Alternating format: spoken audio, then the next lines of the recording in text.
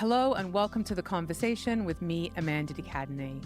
This series of The Conversation is brought to you by VS Voices, another fantastic podcast I host, which highlights trailblazing women from around the world to celebrate the multifaceted nature of the female experience. You can listen to Voices on the iHeartRadio app or wherever you get your favorite podcasts. On this week's episode, I'm speaking to filmmaker Sarah Jones about her new project, Buy, Sell, Date. Hi, Sarah. Magic one. It's so nice to see you. By the way, the conversation about the men, I don't believe in anything, but I believe in everything. That is God's work. That's all I can say. You are doing God's work. Yeah, Thank you. I'm so grateful that you feel that way. I just felt so strongly that this needed to happen. Yeah. I was like, I'm either going to get canceled or whatever, but this feels like it needs to happen. When you are having a conversation about the men and Matthew McConaughey and the things that come to light. Yeah, it was really powerful to see the concept of using and collaborating with male voices to highlight subject matter that is really important to progress women in the world, like consent. How are we going to change the reality around the dialogue that is needed around consent without including the one specific gender that has been extremely problematic with this?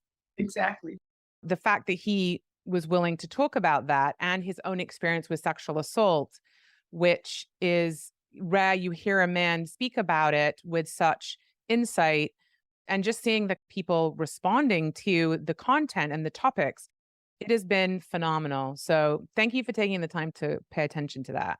Okay, so let's talk about Sell by Date because it's had many iterations. It's had a big, long life already. It started out as a play and it's now a film. Can you give our listeners some history of how it originated and how it got to being a film? Yeah, thank you so much for giving me a chance to talk this out. It was a play. I wanted to talk about women, sex, power dynamics, and it doesn't get more kind of core than talking about the sex industry and something that we think touches none of our lives. Within the mainstream conversation, if you had a Barbie doll growing up, that's a doll that was inspired by the Lily doll, which was a doll based on a German prostitute. Nobody thinks about these things, but it's in the air. It's in the core fabric of our culture. Exactly.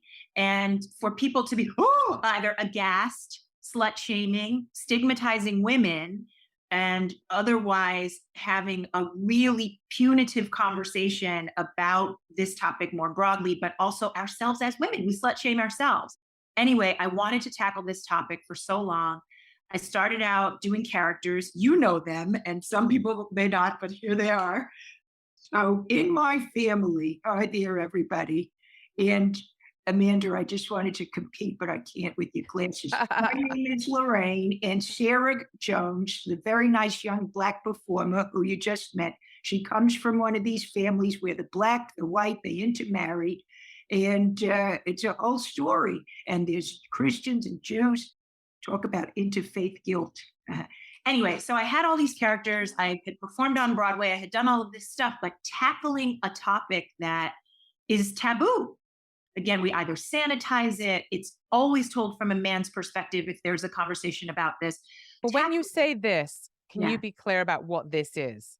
Yes. So this is the sex industry, but more broadly, women's sex and power dynamics in a society that pretends, right, that we have bodily autonomy, economic autonomy. But for the most part, the saying is that it's the oldest profession, right? The selling of sex.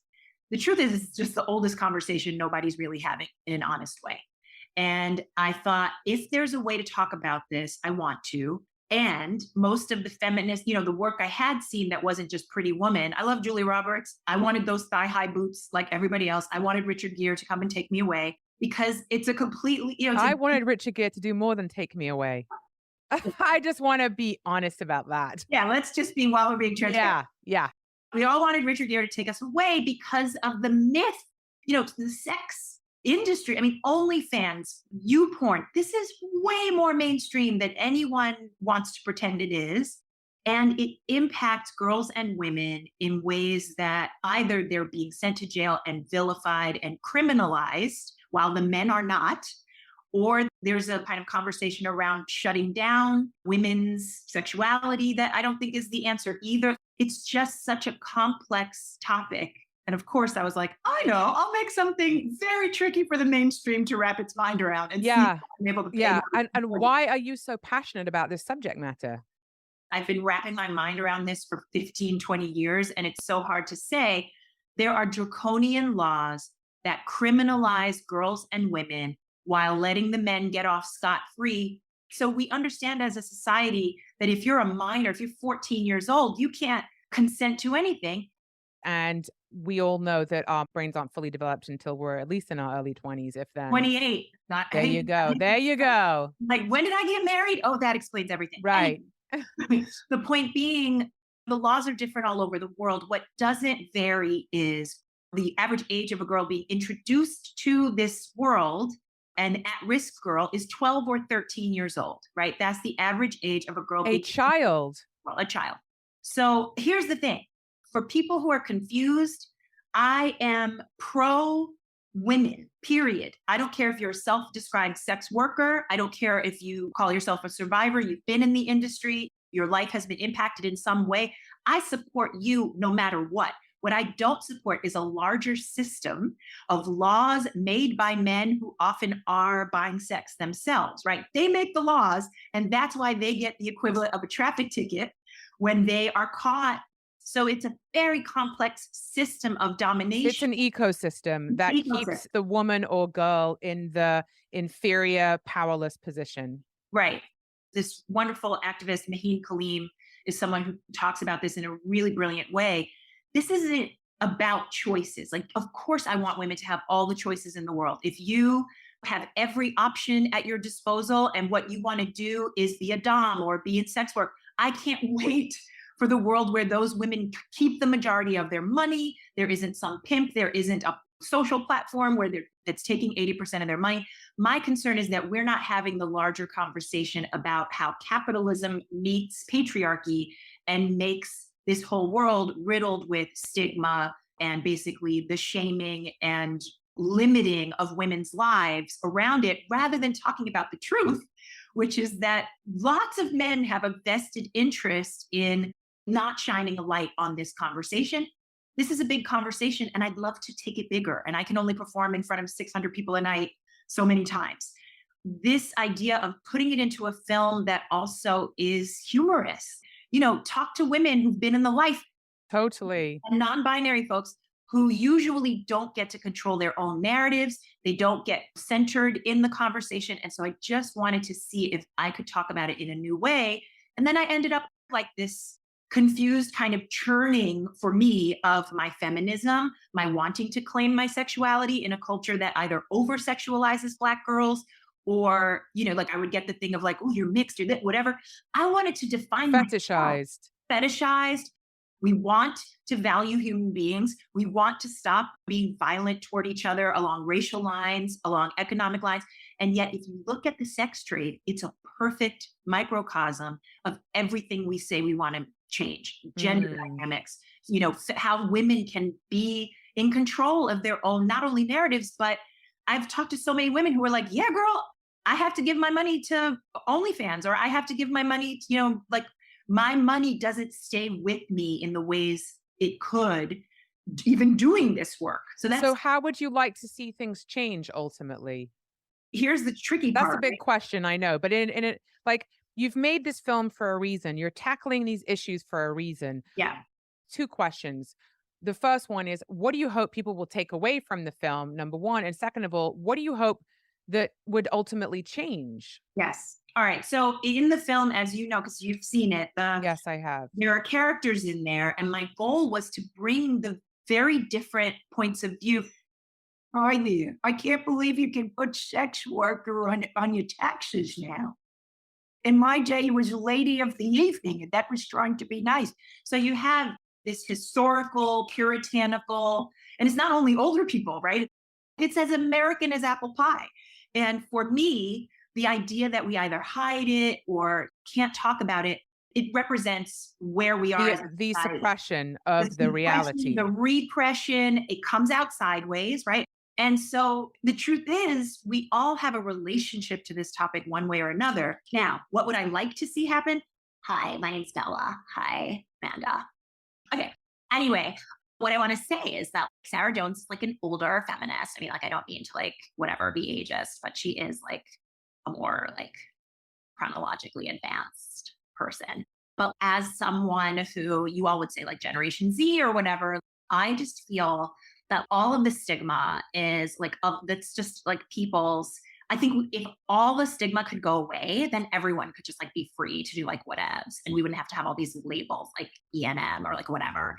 Okay, so here's the point. No matter the generation or the background, I think there's a truth telling that needs to happen, just like with race, along the lines of women and girls, especially Black and Brown women and girls.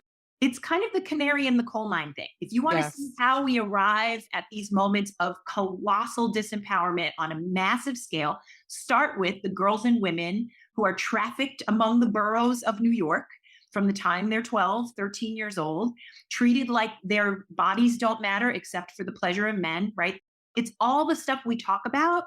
That's what needs to shift. So, all I'm asking for is that we re-examine capitalism and the fact that we live in a culture where you can't survive if all you have is your body. How do you even know whether you're making a choice? I mean, that's one of the Yeah, questions you cannot know. It's just not possible to know. I have had a handful of friends, not a huge amount, but a handful of friends who either, had periods of time where they were stripping and put themselves through college yeah, or totally. paid for their kid to go to school or something like that. And I've had friends who were sex workers. There's a woman who I adore called Lana Rhodes. She quit porn at the height of her career Mm, because of the impact and because of the trauma that she experienced. But she felt it was free choice until she got into it and then realized that she had been, you know, coerced and pushed into a type of porn called gonzo porn yeah, that was so damaging and detrimental to her that she had the courage to get out. And right. so I've had many conversations with women about different aspects of what you're talking about. And I think the question is, how do you even know if it's free choice? Some people do, and some people just don't, Yeah, right? Because of the circumstances, and might not ever know until many years later where they can look back on it. But 100. you're saying you want to raise these questions to remove the stigma of people who are doing this type of work or who are involved. And the idea that you don't know you're in it, you don't know what it is in that moment. I'm not going to tell anyone whether they are making a free choice. If they tell me they're making that free choice, then I'm Sure, going to listen to that woman, right? sure, of Yes, course. we know with trans women and femmes who, this is one of the only areas where you can work if you are, in particular, Black and Brown and experiencing, for example, homelessness. And all I'm saying is, I want us to reach a world where everybody actually has self determination, housing, healthcare, schooling, a social safety net. I interviewed women in Europe who had a very different relationship to being in the industry and being in the life because they were like, well, I'm not going to die. My children aren't going to starve. And in this country, it's a very different story for a lot of women, a lot of women. So I guess my thing is, we don't legislate for the minority, right? We don't legislate for the tiny percentage of women who are able to make their living. I don't think they should be criminalized or persecuted or harmed in any way. We should support and lift up all women who are doing whatever it is that they have the self determination to do. By the way, a lot of women who do work in this industry or end up in that industry do have experience of trauma. Certainly, Lana did. And once I understood her history, I understood how she could be doing porn that required her to be so disassociated from herself in Right. order to do those things. She had to already arrive at the job disassociated. And then that So sort of was her superpower that helped her do it. I'm talking about Hooters, something that's considered very American mainstream. Like our society is so accustomed to the sexual commodifying women's bodies. Let me 100. ask you a question about this. As a feminist and someone who frequents places that are whether it's giving a TED talk or going to the White House or speaking on panels with respected colleagues, do you feel like you can also be perceived as a woman who has a sensuality? Because this is something that I've really been struggling with, where I felt for years that no one would take what I said seriously if the initial response was acknowledging that I was a sensual woman, that they were distracted by my beauty or my sensuality. And so for years, I kind of suppressed that in myself because I wanted people to hear what I said. And over the last kind of year or so, as I've been doing a lot more work to integrate all aspects of myself, I've gone, you know what? My intellect and what I have to say is just as valuable as my body and my sensuality and my beauty. And these are all my superpowers. And I need to integrate all of me and bring all of me to the forefront. And I have to say, it definitely gives me anxiety doing that Yeah. because I'm sure that there are people who are going, oh, she's a feminist, and you can see her in a top where her boobs are showing more or whatever the thing is. I have really thought long and hard about this. So I'm wondering if it's something that you have thought about. It is a constant. And then add the layer of the fetishization, right? Add the layer of the exotic black chick who is one of the only brown people at TED way At the back in table, the day. totally. Yeah. Right. And I remember the incredible complexity and shame that I would feel. Like, I would take it on myself, like, oh, if they perceive me that way, I must have sort of that same thing that we hear all the time. She wore a short skirt she was asking for. Oh, it's And a here horrible feeling, it's isn't a it? horrible It's feeling. shame. It's It's shame. and again, shame and stigma, they're really connected. And in the film, one of my goals is to look at my own shame. And God bless my mother. I love her so much. First of all, I came from a woman with white privilege. So that was also very layered. My mother's actually mixed race, but I didn't know what was going on there until I was like 8 years old. So I just got the message white women are wives, black girls are side chicks. Like I really internalized all of these messages about worth and value and hierarchy. Mm, And I wanted to unpack all of that because the truth is, it's right there in the industry. It's right there in how much you can be paid, depending on whether you are considered more valuable than another woman. These are topics that are relevant to all of us. And yeah. I think, like you're saying, I want us in a world where we can be as deliciously sexual as we want to be from a place of our own self determination without feeling like, oh, if I'm on that panel, everyone will just remember me getting my tits out, as they say. Right. Is that something that you have consciously made a choice about? Yes. I just want to say a big part of making this film was about sort of recovering, for me, recovering the part of myself that's willing to not be liked. Working in Hollywood, there's types. You can be the kind of, it's now we would say body positive, but it used to be, Sarah, if you would just put on 100 pounds, you could be the funny, quote unquote, Right. fat best friend. And I was like, what is that? What are you even saying? They categorize all of us in all these ways. And when I say they, the gatekeepers who are still the vast majority of who decides what images. Well, that's the patriarchy. And ultimately, we need to be contextualized and put in a box so that there is an understanding and people know how to maintain control. And as you are a woman who is multi talented, you write, you act, you produce, you're beautiful. I am sure that people have continually wanted to put you into a box. It's one of the things that I admire about you, that you are unafraid to be all of those things. And I actually wondered because I'm also many things and I've had to be many things out of necessity.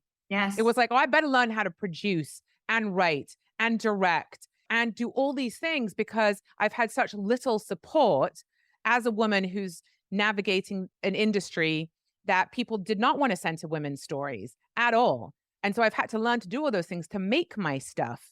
So let's Yeah. talk about how difficult it was to get this film made, given the subject matter and that you are you. Everything you just said, I have chills because it's very both and, right? In a strange way, we're damned if we do, damned if you're gorgeous. It's a liability sometimes Yes, it to have is. people look at you and be distracted because they, in their whatever kind of toxic masculinity, can't hear your voice and see your humanity and have this much room for what a woman is on film, right? You're somebody's wife, you're somebody's girlfriend, you're somebody's love interest, or Appendage, you're an you're an accessory. appendage, you're an accessory. And You we are not there for the opinion. or for the story to be centered around you. And I'm grateful, right, that we're recording this in a time where there is such a thing as the woman king. God bless Viola Davis for, like she's had to, with her brilliance, claw her way as a dark skinned Black woman. She'll talk about it. She And talked about it recently, where the fact that people say you're the Black Meryl Streep, and she's like, "Well, I'm not getting the roles that Meryl Streep is getting, and I'm not getting paid what Meryl Streep is getting." I know Meryl Streep is the executive producer on your show, and she's, of course, the queen icon, Meryl Streep, one of the most admirable, incredible, phenomenal female actors that there is. But still, in comparison to what I'm talking about with Viola Davis has been marginalized and is very her entire career and is very outspoken about it. The yeah, fact that she did make The Woman King, and that's the number one film in America, yes, is phenomenal. It shows that there is a need for stories that center Black women, which, yes, we know. right. But as she said, if this film wasn't a success, no one would put money behind centering Black women characters for another 20 years. It would just be, well, that didn't work. And here's the interesting thing. We tried it once, it didn't Right. work. But Didn't let's work. put out another Dude Bro movie. Yes, that's right. Here's the hard part. I'm not here to bash anybody. Like I get a lot of like, oh, cis straight white men, are they not invited to the and it's hi, I'm here to remind you that it's not that suddenly you're in danger. You are not an endangered species. You're just fine. You are still running all the studios. There are a couple of figureheads, but guess what? The only Black women, brown women, non-binary folks who get through still have to be vetted by the larger kind of white patriarchal establishment that is Hollywood. So I really like to debunk the myths of people who are like, you get all the jobs now. I'm like, I promise you, call my accountant. That is not true. So getting this film made was what I was trying to illustrate. If we don't get honest about how much there is a core, what would I call it? There's just sort of a core, I'll say the United States, but I think it's Western culture and maybe global culture. Everything's fear based. If this movie doesn't make money, we'll never do another one again. Like, I want to make sure that everything is massively successful. So I can't take a chance on centering women. I can't take a chance on centering Black people. And there's a core of, I believe, and you're doing this so brilliantly with the conversation about the men are deeply insecure and wounded. I can say that for my father. I can say, God bless him. It's not a moral failing. It's called being human in a culture that sets you up from day one. Don't you dare cry. Don't you dare have a feeling. Get out on that football field and be a little man.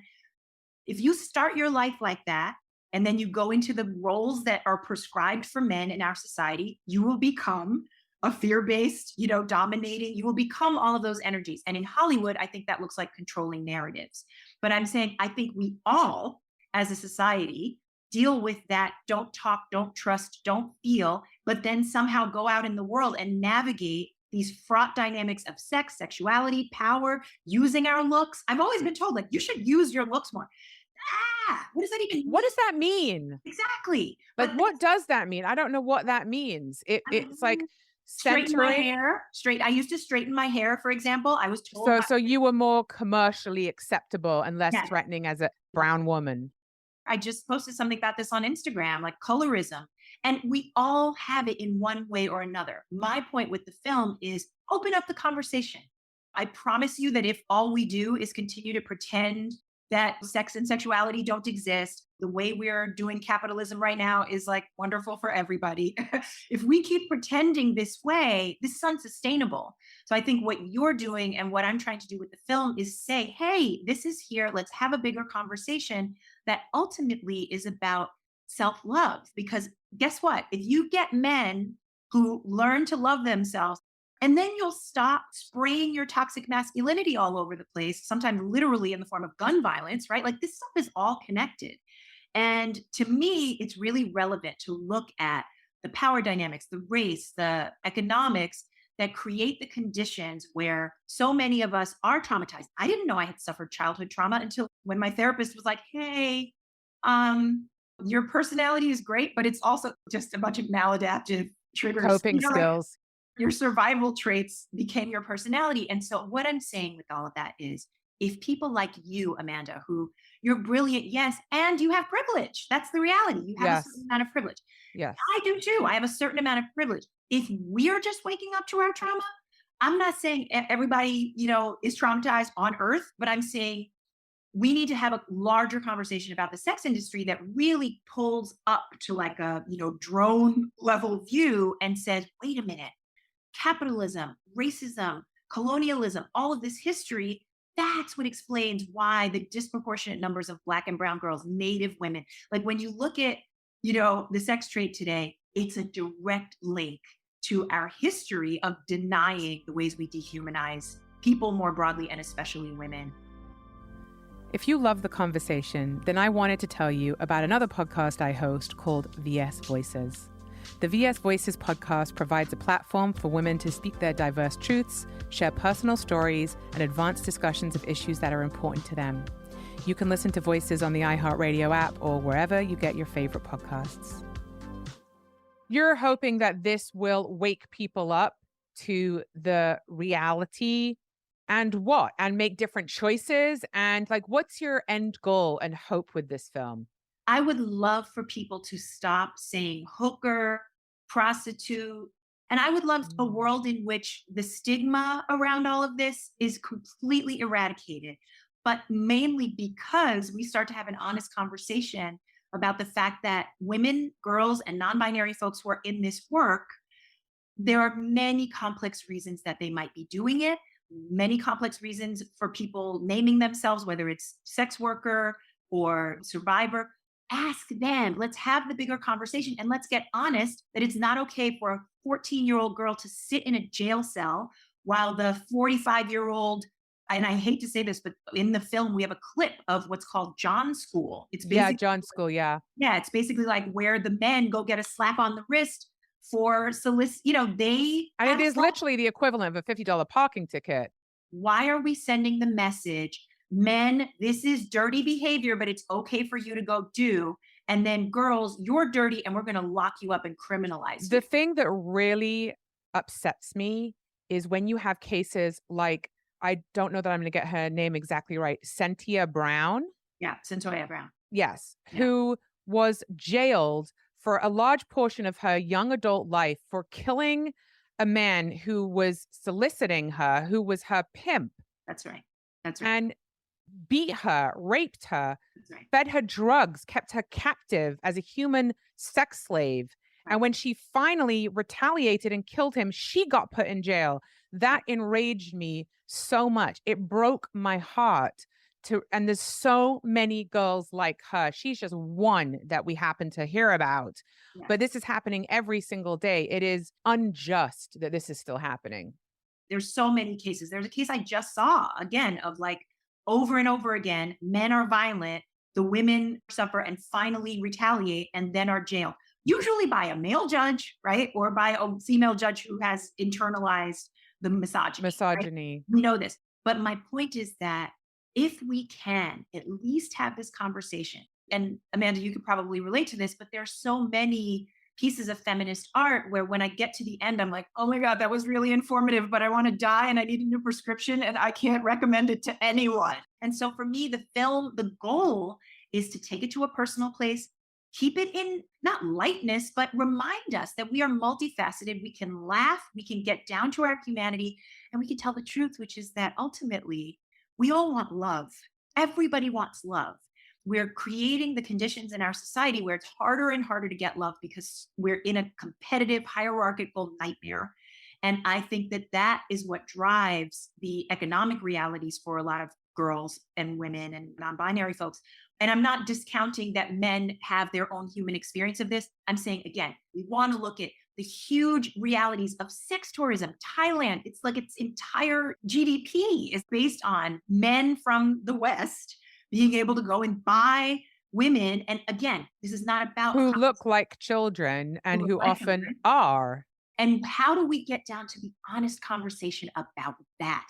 In a place like Seattle, where the population is like, I don't know, 8% Black or something, 40% of the girls and women in the sex trade are Black and brown, and the buyers are 80% white. that we have to talk about the legacy of slavery and the fact that Black women's bodies were commodities back then. And I think if we talk about it the right way, it won't make us all so miserable that we want to die at the end. We can talk about it more. I mean, the thing is like sex and money are the two things that people really do lie about. It is a tall order that you have taken on. Respect to you for taking this on. This is no small thing. And I really hope that people do watch this film and at least be open to asking themselves the questions that you're inviting them to ask. If you can even spark the idea in somebody that they can challenge their own preconceived concepts of the issues that you're bringing to the foreground, that is a success. And it's going to take time. And it is just the beginning of planting seeds and hoping to expand a conversation that is much needed. Thank you, Amanda. I really appreciate that. Yeah, I didn't realize how puritanical I was myself. I'm evolving. And it really reminds me of the conversation around cancel culture. Can we, as everybody says, call people in instead of calling them out? So let's talk about your experience with cancel culture because this was fascinating to me that you raise this and bring this up in the film, which is that you did have an experience with cancel culture. And for our listeners that haven't seen the film yet, maybe you can give a little overview about what happened to you.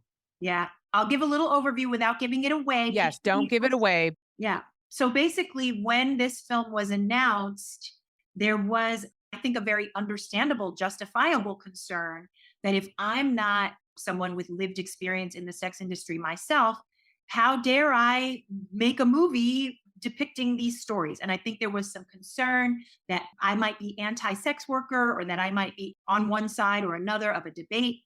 And it turned into people trying to cancel me, the whole movie.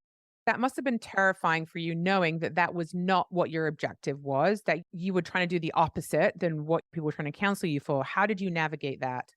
I had to remind myself, first of all, I'm not Woody Allen. I'm not, Harvey Weinstein. I'm not Right. someone who is like blatantly misogynist. My point was that I needed to acknowledge where people feel vulnerable, where they feel like their narratives are not being respected, where they feel like they're not being centered. And if they want to destroy me, they're going to destroy me. There's certain stuff I can't control. Was it educating people about what your objective was? Yes, I put out a statement that was as clear as I could be about everything I'm saying to you. I'm not anti anyone. I interviewed sex workers across the spectrum. I interviewed people who don't believe sex work is a thing because they think it's purely violence. I interviewed everybody along the continuum. My thing, as we used to say and still need to say, believe women, listen to their experiences, let them give you their context, and that will help drive the conversation. But I knew that this was my film, that I needed to have my own experience of talking about my journey. No one else is an expert on my journey. And then the marketplace will do whatever it's going to do. Either people will watch it or they won't. But I knew that my job was to stay open, stay humble, stay teachable, and tell my truth. Do you feel like you did get canceled or it was like a near cancellation? It was a near cancellation, but it has a lot of fallout. And one of the things that makes me so sad is I feel like we get distracted from the Oh, actual yes, work. right? Yeah. Yeah, it's like, hang on a minute. I'm trying to progress the conversation and now I've got to spend my time doing all this other stuff that has actually taken me away from what my goal is here and my purpose is here.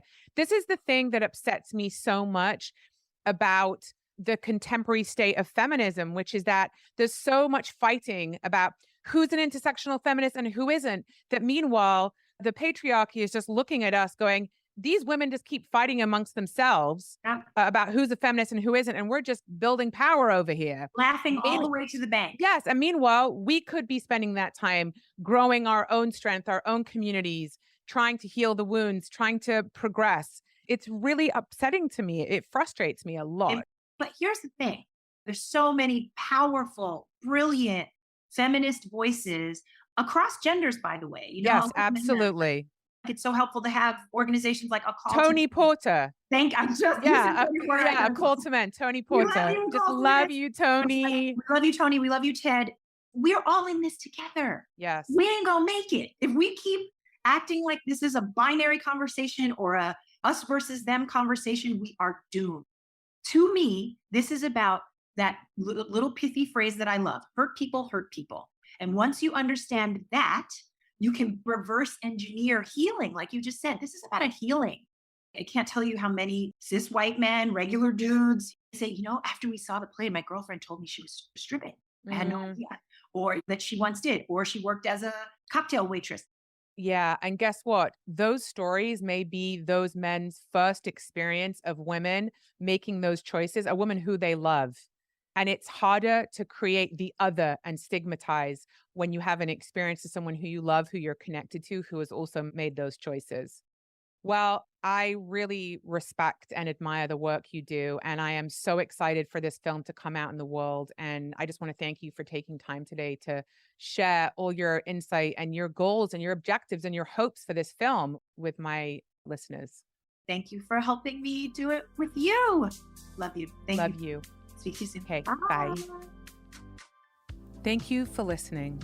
Please subscribe. And don't forget that if you love the conversation, then check out VS Voices, which highlights trailblazing women from around the world to celebrate the female experience. You can listen to Voices on the iHeartRadio app or wherever you get your favorite podcasts. And please don't forget to sign up for my weekly newsletter and follow me on social media at Amanda de Cadenet.